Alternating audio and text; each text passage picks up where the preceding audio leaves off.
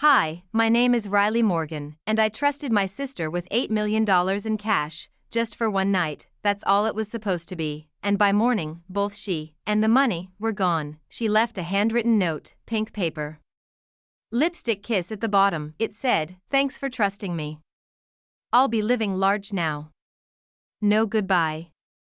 No warning, she just vanished, but I didn't panic, I didn't scream, I didn't even call the cops. I just stood there in her kitchen, looking at the empty closet, the missing duffel bag, and I smiled, because what she didn't know, what she could never imagine, is that I knew she would betray me, and she'd taken the wrong safe. It's funny how betrayal looks different when you expect it. Sharper. Cleaner. Almost elegant. Danielle, my younger sister, always had a thing for disappearing acts. She lied before she spoke, stole before she asked, smiled while doing both. People loved her for it, said she had charm.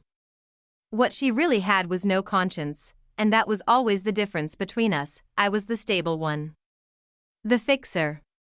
The quiet one. The one who answered midnight calls when she got stranded with no gas. The one who lent her rent money she swore she'd Venmo back next week. She never did. I told myself it was just who she was, that family meant forgiveness. But people like Danielle don't want forgiveness. They want a leash long enough to steal the house keys. And I gave her the leash, on purpose. As you need to understand one thing about me, I work in finance. Quiet, high-end, reputation-only finance. We move money for people who don't want headlines, asset protection, intergenerational wealth transfers, private equity obfuscation, you name it, we do it, clean, precise, and untraceable when necessary. My client, let's call him Mr. Lewis, was a billionaire in the final stages of living, no kids. No legacy. No care for what happened after, but he respected me. Always had, he said. You notice things most people ignore. And 1 week before he was scheduled to fly to Zurich for his final handover, he came to my office and dropped a sealed black envelope on my desk. "This is temporary custody," he said. 3 days. Move it once. Store it twice. And don't let anyone else near it. Inside, 2 lockbox IDs, transfer credentials, and instructions to hold $8.2 million in liquid cash, temporarily, until clearance arrived in Europe. The cash was already in motion. He trusted me more than the bank. More than his own attorneys, he said. If something happens to me before it clears, use your judgment. And he left. That night, the cash was delivered to me directly, 2 security men. No questions, shrink-wrapped bricks. Weighed. Logged. All real. I had no time to transfer it legally that night. Too much visibility, too much traceability. I needed to keep it off the radar until the second vault opened, just for one night, and I needed a place no one would ever check. That's when I thought of her, Danielle. She lived in a perfectly boring townhouse, 40 minutes outside the city, no kids. Boyfriend on night shifts, big closet, and most importantly, she owed me. I showed up at 10:12 p.m. with the black duffel in hand. When she opened the door and saw me, and the bag, her eyes lit up like I'd handed her a golden ticket. "Okay," she grinned. "What's in the bag, sis?" "I need to store something," I said. "Just overnight. In your closet." No questions, no photos, no stories. Her smile widened. "You're serious?" "I'm always serious." She stepped back, cleared space in her walk-in closet, and dropped a pile of boots to the floor. We pushed the bag to the back, behind old coats and one of her designer knockoff bags. She looked at me. "Drugs or diamonds?" "Neither. But valuable." She laughed. "You're finally interesting." I looked her straight in the eye. "Danielle. Don't touch it. Don't unzip it. Don't mention this to anyone. I'll pick it up by noon tomorrow. You do not want to cross me on this." She held up 2 fingers. "Scout's honor." She never was a scout. The next morning, I rang her doorbell, no answer. I texted, nothing. I called, straight to voicemail, her front camera, offline. Her car, gone. I let myself in. The house was spotless. too spotless, and when I opened the closet, I already knew, the bag was gone, in its place, a pink envelope. Danielle's stationery. A note, thanks for trusting me, I'll be living large now, maybe I'll send a postcard from somewhere warm. Or maybe I won't, either way, you'll figure it out eventually, kiss mark D. But here's the thing, I already had, and when I walked out of her house that morning, quiet, slow, not rushing, I smiled, because Danielle never once asked what was in the second bag. The one already stored safely in a secure vault I controlled downtown, because what she took from the closet wasn't real money, it was a replica bag, the real $8.2 million, was still with me, exactly where I planned it to be all along. People always ask, how could you trust her with that kind of money? And I always answer the same way, I didn't. But you don't walk into a moment like that without history, without scars. Danielle didn't start with theft, she started with silence. She started with my birthday, I was 13. She was 10, we shared a room back then, not because we had to, but because my parents thought it would build character. What it built was tension. I'd saved for months to buy myself a used MP3 player from a neighbor's garage sale. I hid it under my mattress every night like treasure. It had exactly 47 songs on it, and I memorized every one. One morning, it was gone. I searched everything. I turned the room upside down.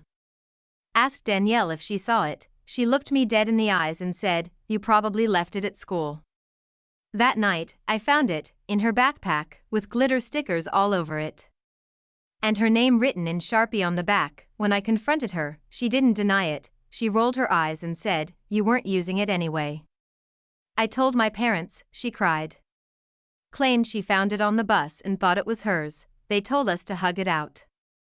And I did, but I didn't forget, because that was the first time I saw it, Danielle's talent for taking things that don't belong to her and making people feel guilty for noticing. Years later, the pattern got sharper. College tuition, she accidentally maxed out one of my emergency cards trying to book a trip to Miami with her boyfriend. Claimed it was a glitch. My first real job, she showed up at the office uninvited and flirted with my boss.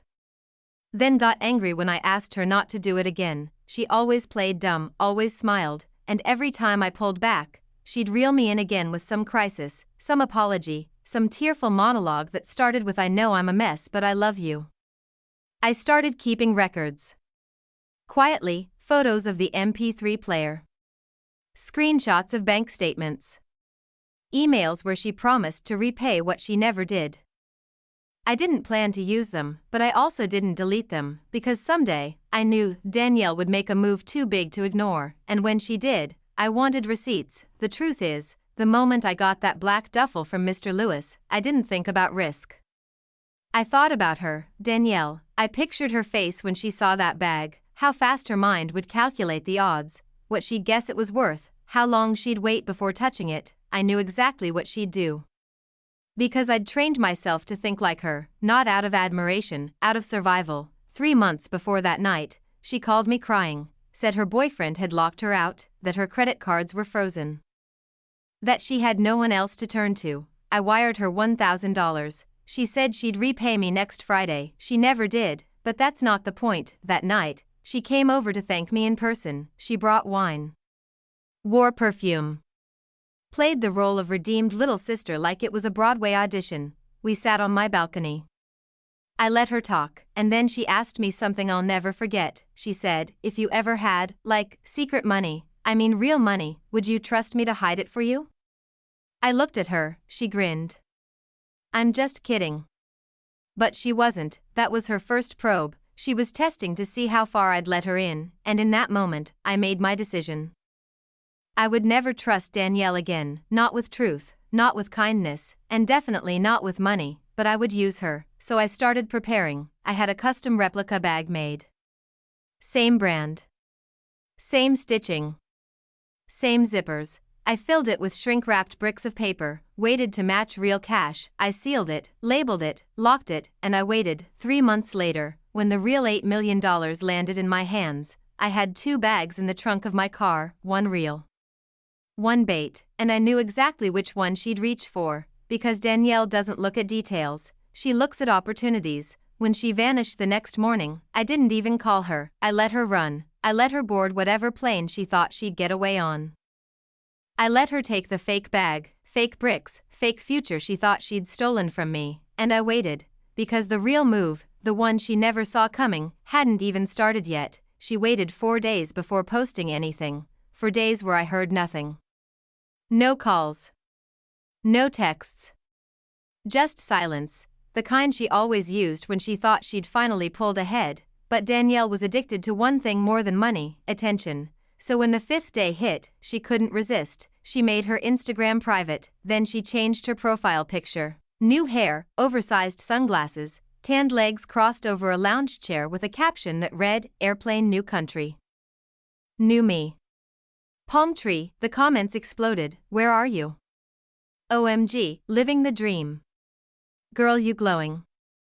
I didn't double tap, I didn't even open the story, but I knew she'd taken the bait. Completely, I monitored everything silently. She landed in Cancun first, checked into an overpriced resort with fake reviews, paid cash. Always cash, then she bounced to Belize, then to a private Airbnb in the Dominican Republic. I knew because she tagged a bartender in a post and forgot to hide the geotag. Classic Danielle, always hiding in plain sight. She thought I'd be panicking. Thought I'd be calling lawyers, alerting the banks, maybe even begging her to come back. She didn't know I'd already moved the real cash to an offshore vault 48 hours before she even opened the closet. She didn't know the duffel bag she took had a tiny GPS tracker buried under the lining. And she definitely didn't know I was working with someone. 3 years ago, I quietly hired a digital forensics consultant. His name was Malik.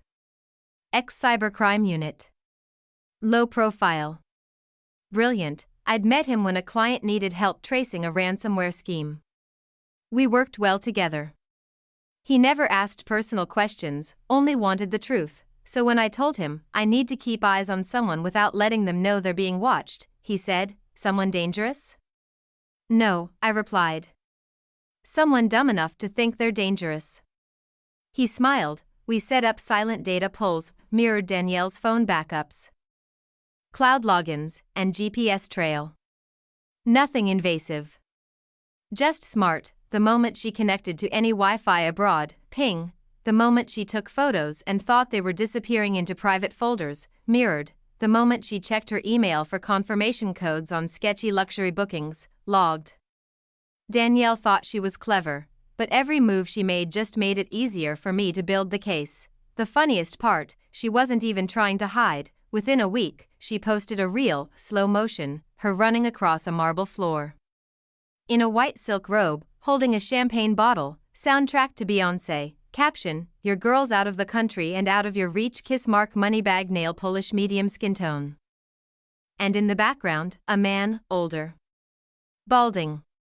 Wearing a linen shirt unbuttoned too low, one of those faces that screams, "I own 3 boats and 2 divorces." I ran a quick image match through Malik's facial trace AI, took 10 minutes, name, Patrick Sims, age, 52, divorced. Twice, fraud lawsuit in 2017, currently under IRS review for suspicious crypto investments, perfect. Danielle had attached herself to someone just like her, but with a better passport. She probably thought she was building an empire. In reality, she was just switching hands on a stolen bag of fake bricks. I waited 2 more weeks, let her burn through money. Post stories. Change countries. Feel powerful. Until one day, Malik sent me a message. She just tried to convert cash into a safety deposit box in Grand Cayman. Used a new ID. Wants to store high-value physical assets. The banker took a photo for insurance. He attached the image. There she was, Danielle, lip gloss. Braids tied up. Wearing a gold chain that used to be mine, holding open the duffel bag, with shrink-wrapped bricks of copy paper, each labeled with fake serial numbers, each stamped discreetly with a red void code only visible under UV light, each carefully aged, but utterly worthless. Her face in the photo, frozen, just barely confused, just barely catching on. She tried to laugh it off. Told the banker it was for a prank video. Left without finishing the application. 3 hours later, she sent her first message to me in nearly a month. "Hey. So random question. Did you swap bags or something? I didn't reply. She tried again 2 days later. Riley, I'm serious. If this is some kind of joke, it's not funny. Then, we need to talk. I think something's wrong. And finally, I think I f'd up. No more posts after that, no more geotags. No more flexing. The story was cracking, and Danielle was finally, painfully, quietly learning. I wasn't the quiet one anymore, I was the one with the plan. It's funny what people do when they realize they've been played. Some get angry, some get quiet. Danielle, she got desperate. A week after the fake deposit attempt, she messaged again, okay. You made your point. Just tell me what was in that bag. No emojis. No winking. Just silence behind her words. I didn't answer. That same evening, Malik pinged me. She just tried to book a flight back to the States. Ticket flagged. Name mismatch. Cancelled. Turns out, her new identity, the one she bought from some guy named Carlos, was blacklisted. I'd made sure of it. 2 weeks prior, I'd submitted an anonymous fraud report under Danielle's fake alias, complete with sample signature, passport scan, and a whistleblower tip tied to laundering. Didn't take long for Interpol to freeze the alias, so now she had a fake identity. And nowhere to go with it. That's when she turned to the one thing left, Patrick. He'd been funding most of her little escape vacation.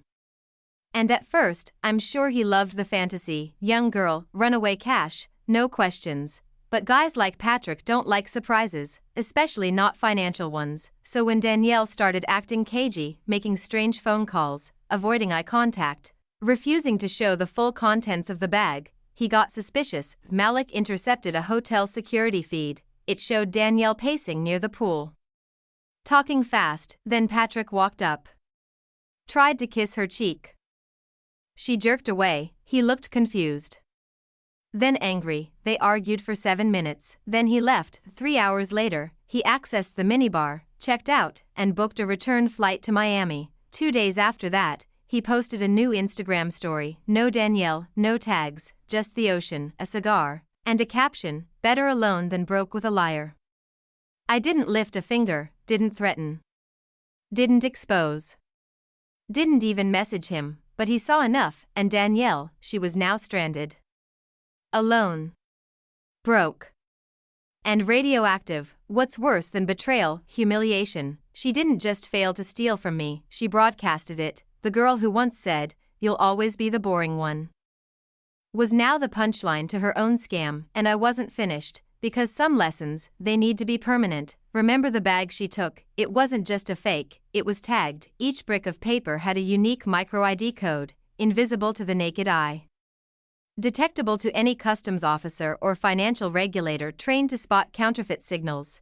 And I made sure that 3 of those bricks accidentally ended up in the hands of a shady currency exchanger in Belize. Courtesy of a misplaced delivery box, he tried to resell one. It flagged immediately. Interpol bulletin went live the next day. Counterfeit cash operation suspected, be advised. Specific serial markers circulating in Caribbean black markets. Report if encountered. They even published partial surveillance footage, and guess whose face was in the blurry background? Yep, Danielle. She went quiet for a while after that. No posts, no check-ins, no messages. I knew she was laying low, but I also knew she was a creature of pattern, so I waited. It took 3 more weeks, then I got an alert. She'd finally accessed the emergency backup account we set up years ago. A joint sister account just in case of a crisis. I'd almost forgotten it existed, almost. What Danielle didn't know was that I'd updated the access protocols months ago, set up a honeypot, so the moment she logged in, I got full access to her current location, her travel metadata, and most importantly, her new burner phone number. I called it once, she picked up, didn't say hello, just silence. Then, Riley? My voice was calm. Hi, Danielle.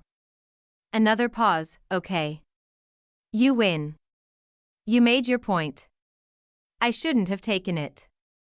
But can we just, I cut her off. You didn't take anything, Danielle. Silence again. What? You took paper. You took trash. You took a test you failed before it even began. Wait. What the hell does that mean? It means I knew. I always knew. And now so does everyone else. You set me up. No, I said. You set yourself up. I just gave you the chance. She started crying. I listened, not because I cared. Because I wanted her to hear the silence after the sobs, to understand what it sounds like when someone finally stops saving you. That night, I closed the honeypot, cut all access, blocked the number, and for the first time in 31 years. Danielle no longer had a way back to me. There's a special kind of silence after revenge, not the quiet of peace, the quiet of clarity. I went back to work like nothing had happened, showed up early. Stayed late. Signed forms.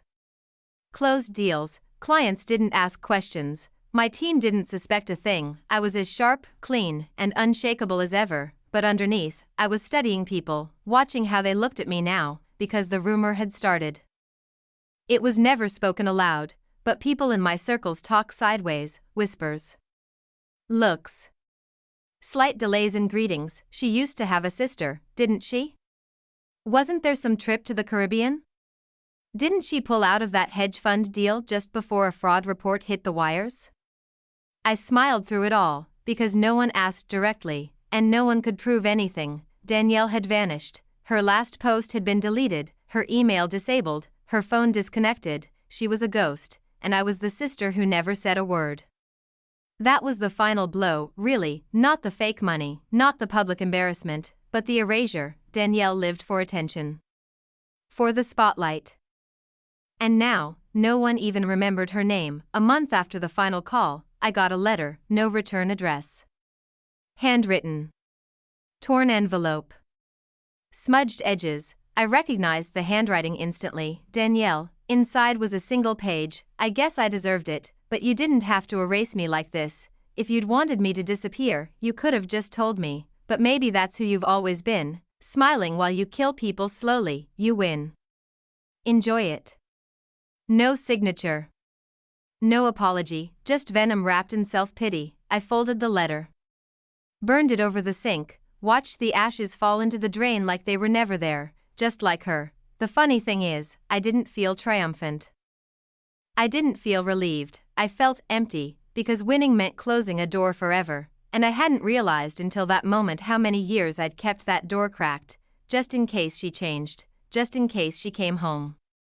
Just in case we ever became real sisters again. But now I knew the truth, that was never going to happen, and I was the one who made sure of it. One afternoon, my assistant brought me a package, no name. No sender. Just a heavy black box. I opened it. Inside, a gold locket, old. Worn. Slightly tarnished. It was mine, a childhood keepsake, one I thought I'd lost at 16, the last thing our mom gave us before she passed. I turned it over. Scratched into the back were 4 words. You were always right. I stared at it for a long time, didn't cry, didn't smile, just held it, because even a monster can miss their sister, and even a liar can tell the truth once. That night, I went to the safe, the real one, the one she never saw. The one hidden behind the second panel in my bedroom wall. I opened it. The $8.2 million sat untouched, clean. Counted. Ready to move. I closed the door, reset the lock, and walked away, because I'd already taken the one thing that mattered more than money, her power. I stopped checking the mirror so often, stopped rehearsing conversations in my head. Stopped calculating every glance in a room. I didn't need to anymore. Danielle had always made me second-guess everything. Even when she wasn't there, she lived in the margins of my decisions. But now, the silence she left behind had space in it, and I was finally learning how to breathe inside it. I started running again, not the kind of running you do to outpace anxiety, but the kind where you just move one foot, then the next. There's something about cold morning air hitting your lungs that feels like a reset. I passed the same block we walked as kids, same benches. Same cracked sidewalk, except now, I wasn't remembering Danielle, I was remembering myself, the version of me before she started stealing birthdays, before I learned to lock my things and my thoughts.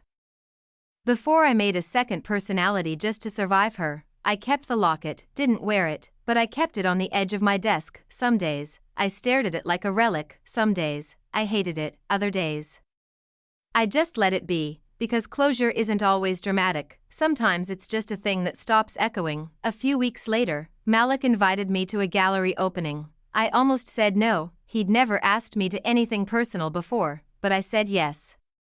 And when I arrived, I realized something. He wasn't trying to date me, he was trying to reintroduce me to myself, the self I kept behind glass, behind caution, behind Danielle. The paintings were raw, unfinished brush strokes. Colors bleeding outside the lines. I stood in front of one for too long. It was just red and white. Chaotic. Blurred, and I whispered, not even thinking, it feels like family. Malik laughed quietly next to me. Or freedom, he said. That night, I didn't dream about Danielle, didn't wake up anxious, didn't check my phone for hidden messages. I just slept, and that, in itself, was a revolution. But healing is never linear. And sometimes, the past knocks once, just to see if you'll answer. It was a Tuesday afternoon, rain, silence in the office. I was organizing case files when my desk phone rang. Unknown number, landline to landline. I stared at it. Didn't move. Something in my chest tightened. I picked up. Hello? Silence, then breathing, then a voice I hadn't heard in 74 days. You win, but I don't want to die out here. It wasn't a question, it wasn't even an apology, it was Danielle, calling from somewhere far away, maybe jail. Maybe a street corner. Maybe a prepaid line from someone else's mercy, and I didn't know what shocked me more, that she still had my number memorized, or that I hadn't changed it. You win, but I don't want to die out here. The words clung to the air, weak, thin, too late. I didn't speak, didn't move, my eyes drifted toward the window. Rain streaking down in lines like prison bars. Riley? She whispered, please. I don't even know where I am anymore. I let her voice hang there, like a painting I refused to touch. Danielle, I finally said, you've said that before. I know. I know. But I mean it this time. I don't want money. I don't want a second chance. I don't want to be alone. There it was, not the lie, but the root. Danielle was never chasing wealth, she was running from emptiness, and I had been her safety net. Her mirror. Her favorite enemy, until now. You're not alone, I said quietly, you're just with yourself for the first time.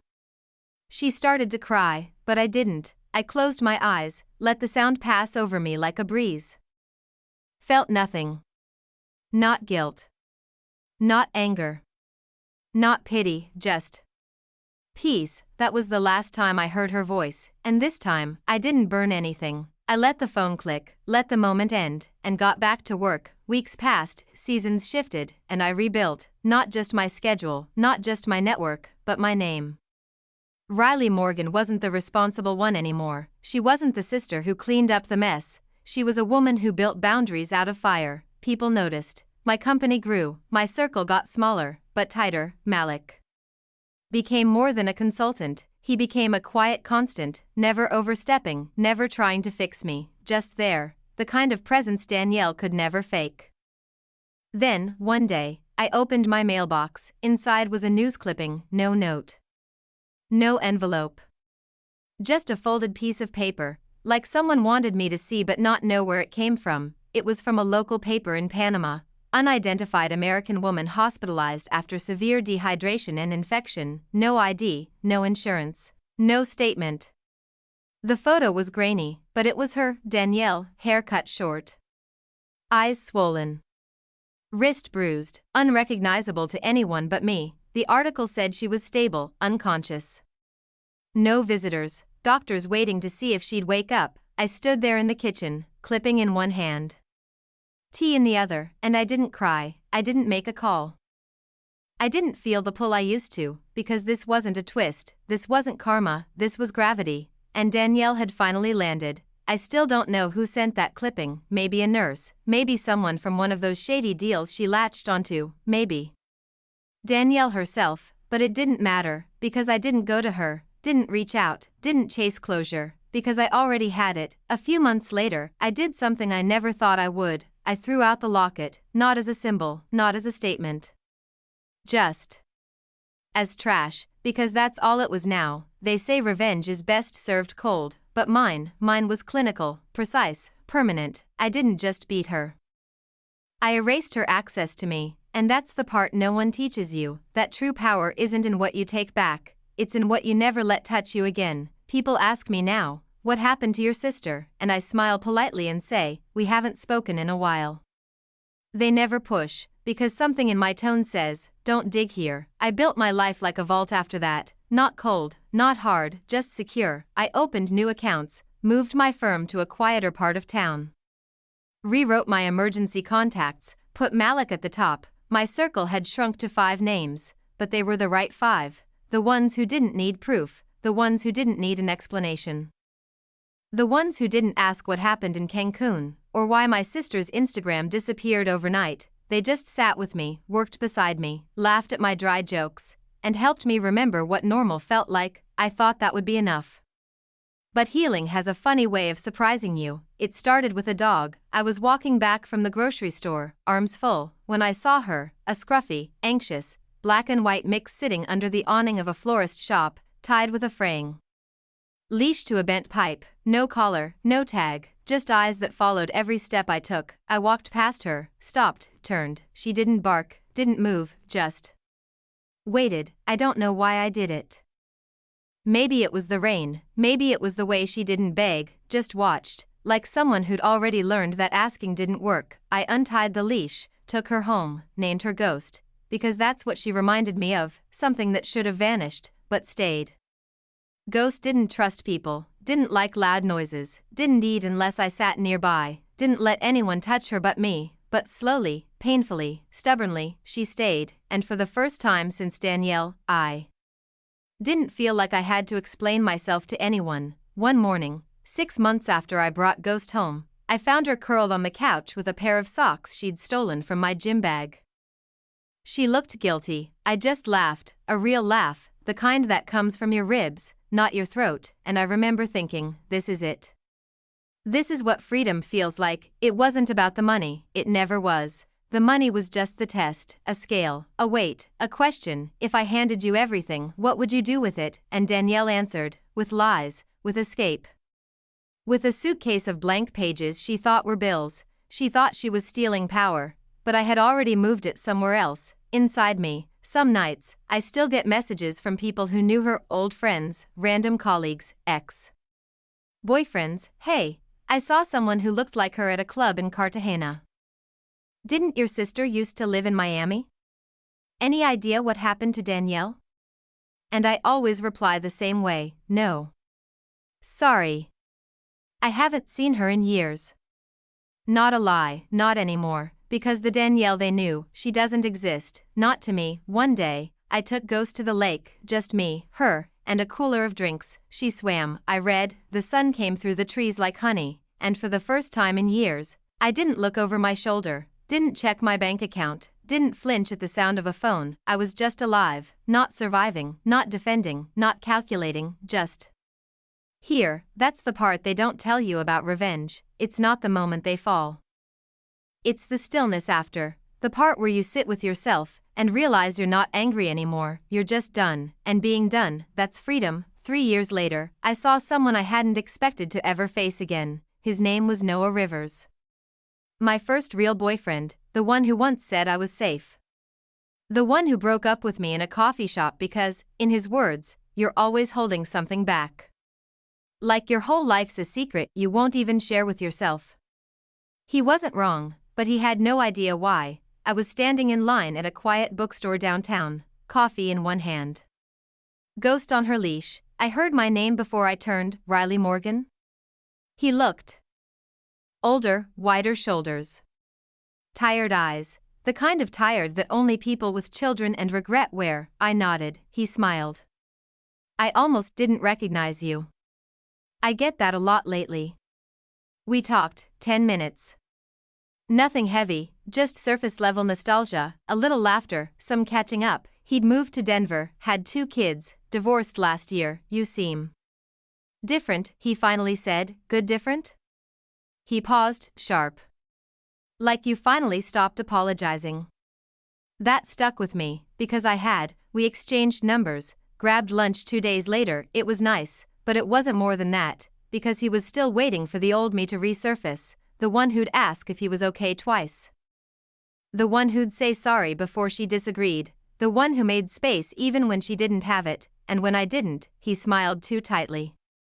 Checked his watch, said something about needing to pick up his son, we hugged goodbye, and I never called him again. I didn't need to prove anything, because this version of me, she doesn't chase validation, she doesn't wait to be chosen, she chooses herself, every time, and the more I lived that truth, the smaller Danielle became in my mind, until one night. She returned, not in person, not in voice, but in a painting. Malik had invited me to an art exhibit in a converted church, one of those only 12 guests per night kind of shows. The artist was anonymous, the pieces were raw, no titles, no frames.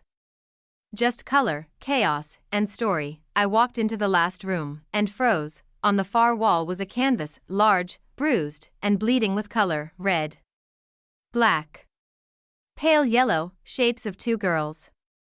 One larger, holding the hand of the smaller, but the smaller was melting, fading into the background, and scratched into the bottom corner. Thanks for trusting me. I'll be living large now. My legs locked, I couldn't breathe for a moment, because those words.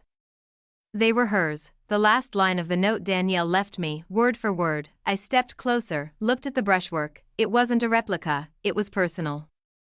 Specific. The larger girl's face had my jawline, the dog in the background looked like Ghost, and in the upper corner, a faint outline of a vault door. I stood there for 15 minutes. Malik found me, touched my arm. You okay? I nodded, didn't speak, because I didn't know how. The exhibit had no records, no artist statements, no list of contributors. I emailed the curator, no reply. I checked the guest book, one name stood out, D. Morgan. No number. No note, just the signature. It could have been anyone, or maybe it was her, a message, not a threat, not a reach for help, just a statement. I remember what I did. And now I'm painting it on walls. I didn't track her down. Didn't call, didn't dig, because this wasn't about her anymore. It was about me seeing her and feeling nothing, not anger, not fear, not even power, just detachment, like she'd finally become what she always wanted to be, a story. I left the gallery that night with my hands empty, but my mind was full. I didn't ask Malik what he thought, didn't bring up the painting, didn't say the name Danielle. Because some things aren't meant to be discussed anymore, they're meant to be let go of, like steam from a bath, like breath after a long cry. That weekend, I finally said yes to something I'd always refused, a weekend away, not for business, not for networking, not for appearances, just for me. Malik and I rented a small cabin near Blackthorn Lake, nothing fancy. 2 bedrooms. No TV. Spotty reception, and enough quiet to hear the past trying to catch up, but not quite reaching. We hiked, we cooked, we sat in silence that wasn't awkward, and one night, as we sat by the fire, he said, I don't need to know your story. I just need to know who you are now. That broke something gentle in me, because for the first time in years, I wanted someone to see me, not the sister, not the strategist, not the survivor, just Riley. I kissed him that night, not out of longing, out of readiness, and that was new. By spring, I sold the old apartment. The one with the secret vault, the one where every shadow knew Danielle's name. I bought a smaller place by the marina, 2 floors. Big windows, sunlight that made every surface feel warm. Ghost had her own bed. I had a study I never locked. And for once, I didn't feel like I was waiting for the next betrayal. I still worked, still closed deals, still walked into boardrooms like I owned the floor, but now I wasn't performing, I was present, and presence, that's more addictive than revenge. Then, just when the rhythm felt unshakable, the past knocked again, not loudly, not with drama, but with a single email, subject line, inheritance account, legal transfer notification. Sender, a law firm in Zurich. I clicked. Inside was a scanned document. My name listed as the sole successor to an account opened in 2014. The origin, a trust under the alias D. Caulfield. The balance, $163.72. No joke. No message, just a formal notice of closure. I stared at it, then laughed, not cruelly, not bitterly, just Genuinely, because that was her style. Even at the end of the story, Danielle still wanted to be remembered. I forwarded the email to my archive, deleted nothing, responded to no one, then made a cup of tea, fed Ghost. Put on a playlist of jazz I hadn't listened to since college, and sat down by the window with a book, because I didn't need a final act. Not anymore. The story wasn't about her, it never had been. It was about what I let her take, and what I finally took back. The letter came in spring, not an email, not a call, a real, stamped envelope with my name on it, handwritten. The return address was from a care home in Vermont. The name on the sender line, Eleanor Whitman. It took me a minute. Eleanor, my aunt. My mother's older sister, the one we never spoke about, the one who was too difficult, too emotional, not right in the head. She wasn't at Mom's funeral, wasn't invited to Danielle's graduation, wasn't even mentioned when my father remarried, but here she was, and she had something to say. The letter was long, carefully written, as if the words had been thought out for years.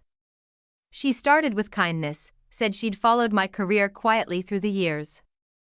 She knew about Danielle. She said she wasn't surprised. You girls grew up under a mirror, not a roof. Everything was about who looked better, sounded sweeter, acted more grateful. Your mother made you perform, not feel, and your father, well, he was just grateful when things were quiet. The words felt like heat under my skin, because I had never told her any of this, and yet she knew. Danielle broke differently than you did, Riley. She went outward, took, lied, pushed, tested. You folded in. Smiled smaller, became the good one until it rotted you from the inside. My hands trembled reading that, because that was the sentence I never wrote, never said aloud. And here it was, on page 2 of a letter from a woman I hadn't seen since I was 7, she went on, said she didn't want forgiveness from me, she hadn't earned it, but she wanted to give me something, a box, locked and left in her attic for over 20 years. Inside, she said, were photos, letters, and one tape. It's not about Danielle, it's about your mother, and what she did to us, before she ever had you. I didn't know whether to drive up there, or burn the letter, but curiosity isn't gentle, it pulls. A week later, I was in Vermont. The care home was clean. Small. Silent. Eleanor was thinner than I remembered, but her eyes, God, her eyes were sharper than mine. We didn't hug. Saturday, she nodded once.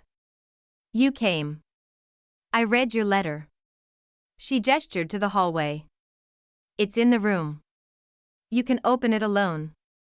The box was metal, old, but clean. Inside, stacks of envelopes, one cassette tape labeled July 4, 1979. One Polaroid of my mother, not young, but raw, tired. Eyes red. Standing in front of a motel door, she looked afraid, but more than that. She looked trapped. I took everything, didn't speak a word to Eleanor on my way out. She just looked at me as I left and said, "Don't carry it. Just understand it, that's how it ends." That night, in my car, I played the tape. The audio was faint, hissing, my mother's voice. Shaky and uneven. She was crying, then yelling, then whispering, "I can't do this anymore." He said if I told anyone, they'd take the girls. But Danielle's already seeing it, and Riley never cries, but I know she hears it. I know she knows. My blood went still. Then, Eleanor, if you get this, promise me if anything happens, you'll tell them the truth. One day. When they're older. When it's safe. I turned it off. My hands were shaking too hard to hold the steering wheel, because suddenly, all the cracks made sense. The coldness. The competition, the way Danielle was always trying to be seen, even if it meant destroying everything. She didn't invent the chaos. She inherited it, just like I did. I drove back in silence, no music, no podcasts, no calls, just breathing, heavy. Deep. Real. When I got home, I didn't destroy the box, didn't hide it. I put it on a shelf in my study, because for the first time, I knew, Danielle and I were not born into war, we were born into damage, and we each chose our weapons. She picked fire. I picked silence, and now, I choose light. The next morning, I woke up with a question I hadn't let myself ask in years. What if I'm not done yet, not with Danielle, not with revenge, but with the legacy, because my mother never told us anything. and Danielle spent her life acting like everything was someone else's fault. And me, I built walls out of control, but none of us ever looked behind the mess, only forward. I opened the box again, this time, slowly, one envelope at a time. Most of them were letters from Eleanor, unsent, unfiltered, written in grief, rage, and sometimes love. One described a Thanksgiving when my mother showed up drunk, slapped Danielle in front of everyone, and told her she was a cheap copy. Another described my father begging Eleanor not to report something, what, she never said, but the worst, the smallest letter, one line, he did it to me, too. When we were kids. No names, no details, just a blade of truth, sharp enough to cut through decades of silence. I didn't know what to do with that, still don't. It wasn't evidence, wasn't closure, it was a fact with no home, just floating in my head, waiting for me to either bury it or build something from it, and for the first time in my life, I chose to speak. I started with Malik, told him everything, the vault, the fake cash, the inheritance, the tape. He didn't blink, didn't interrupt, he just listened fully, quietly. When I finished, I said, I don't want to be her savior. I don't want to be her shadow. But I also don't want to keep pretending this didn't shape me. He nodded once, so tell it, but tell it your way. And I did. I started writing, not a diary. Not a memoir, a report, like I used to do for investors, except this time, I was the asset, and the liability, and the full ledger. I wrote every version of Danielle I remembered, every version of me I'd buried. And every moment our parents had taught us to lie by smiling too hard. It wasn't for publication, not yet, it was for me, to get it out, to see it, to stop being haunted by a story I wasn't allowed to tell. One morning, as I was editing, Ghost jumped onto the couch with a torn scrap of paper in her mouth. I tried to grab it, she thought it was a game, but when I finally got it, I froze, because it wasn't just trash, it was the last piece of that newspaper clipping from Panama. The one with Danielle, the part one hadn't noticed before, a blurred corner, where, faintly, almost invisible, were two words, painting exhibit. A month before the show I attended, same city, same week, I leaned back, let the paper fall, and whispered, she was there. Not in the crowd, not as a ghost, but as a shadow in the gallery, watching, leaving clues, because Danielle never did disappear, she just went quiet. And maybe that's the final form of her power, not theft, not chaos, not vengeance. But being unforgettable, even in absence. I smiled, because now, finally, so am I. 6 months later, I donated the vault, yes, the actual vault. The entire unit was removed. Carefully, by a crew I paid in cash. They had no idea what it once held. To them, it was just a hunk of reinforced steel and concrete. To me, it was the last piece of a life I no longer needed. I sent it to an art museum. Let them figure out what to do with it. Maybe someday it'll sit in a corner, labeled untitled. Unknown origin. Visitors will walk by, puzzled, guessing what it once contained, and I'll smile from wherever I am and think, a whole world, and a sister who mistook weight for worth. I started teaching, not full-time, just a class, once a week, at a small community business program for women who had no second chances, ex-felons, single moms. Survivors. We talked about credit and identity, and the myth of starting fresh without a war chest, but mostly, we talked about trust, how to rebuild it, where to place it, and what to do when even family breaks it. I never mentioned Danielle. I didn't have to, they knew. You can always tell who's been betrayed by someone who shared your blood. One afternoon, a girl named Talisa stayed late after class. She looked barely 20. Sharp eyes. Guarded smile. Can I ask you something? She said, of course. How did you know she was gonna take it, the fake cash, the wrong safe? How'd you know she'd fall for it? I paused, then answered the only way I could, I didn't. But I knew who she needed me to be, and I let her think I still was. That's the real revenge, you know, not punishment, not exposure, but letting someone reveal themselves, while you stay quiet long enough to be free. I walked home that evening under an amber sky, Ghost trotting ahead, my hands in my pockets, no phone in sight. At the corner, I passed a street artist painting on an electrical box, bright reds. Deep lines. A silhouette of a woman walking away from a crumbling mirror. I didn't stop, didn't ask the artist's name. Didn't need to, because I know art when I see it, and I know Danielle when she's telling her story the only way she knows how, through fragments. Through walls, through paint. I left her there, with her brush, her silence, her new life, and I walked on, free.